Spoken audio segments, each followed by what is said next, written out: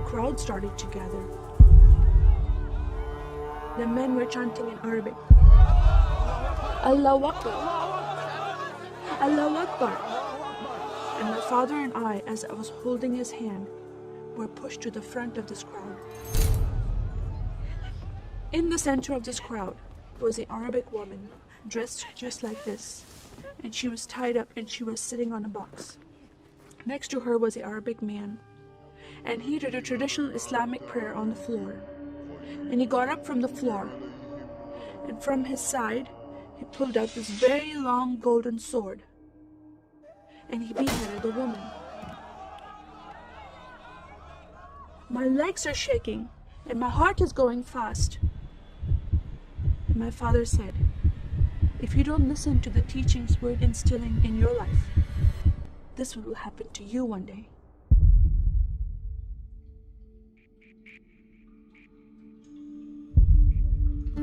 I was born and raised in a small country by the name of Kuwait, a community of 98% Muslim population. 2 of my uncles are imams, and 1 is president of a mosque, where I would hear the call to prayer 5 times a day. As a Muslim, the word Yahudi, which means Jew, was instilled in me as a bad word, as a cuss word. The Yahudis should not exist. They should be killed, and I never thought to question why would I hate them. I never met Jewish people in my life. They never did anything to harm my family. I just hated them. Just the word brought hatred in my heart. It's very important to learn the Quran and the Hadith and even memorize it in Arabic. I even entered a competition where you recite a long chapter in front of Islamic leaders and teachers.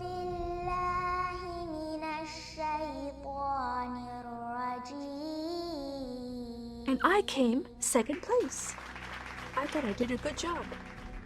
But my father said, no, that's not good enough. Most of my life for me, it was alone, by myself, broken person, in need of love from my family, but I never received it from them. I tried to experience this love from Creator God, from Allah.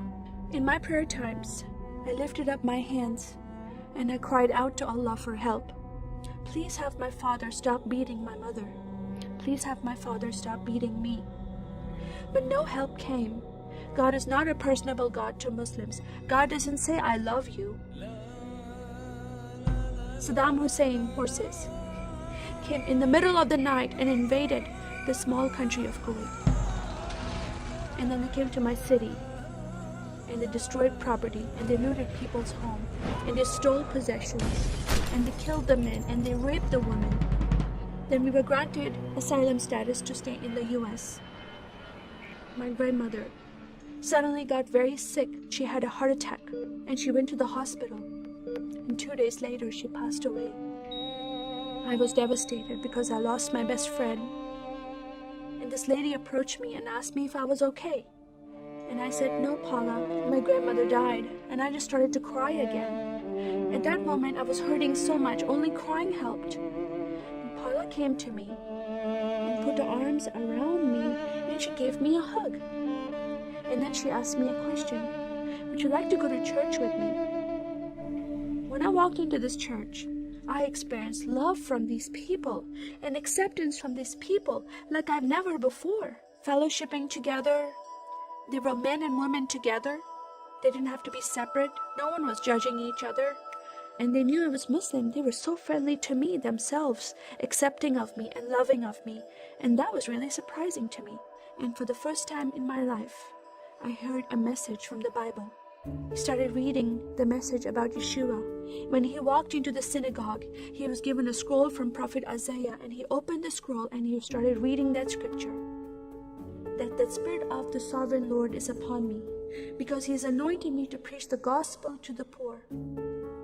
He has sent me to heal the broken heart and to proclaim liberty to the captive and freedom of sight to those who are bound, to proclaim the year of the Lord's favor.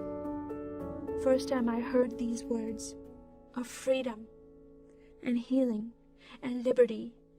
I'm desperate to be freed from bondage. I was held captive in Islam and I wanted to be freed from that. I was blinded with so much hatred in my heart. The darkness broke from my eyes. The veil came off my heart. I knew the decision I was making to leave Islam is a big decision. By Sharia law, Islamic law, it is death penalty. But I'm desperate to know a living God. In that day, I gave my life to becoming a follower of Jesus.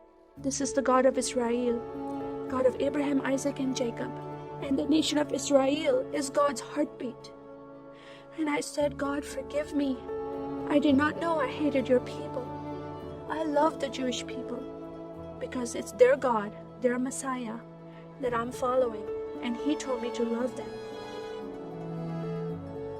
I never knew what happened to the 6 million Jews that died. I never heard that in Kuwait in history. Now that I met Holocaust survivors, I know their story, and I shared my story with them. Your God, your Messiah, changed my heart, giving his life for me, so I can have life everlasting. He rescued me, he saved me, he came and brought joy in my life again, and I'm a blessed woman. And I start crying, and they start crying, and we are able to relate to each other, and they embrace me, and they love me, and they experience some healing, I believe, when they hear my story. That is a privilege to have that in my life. I am one for Israel.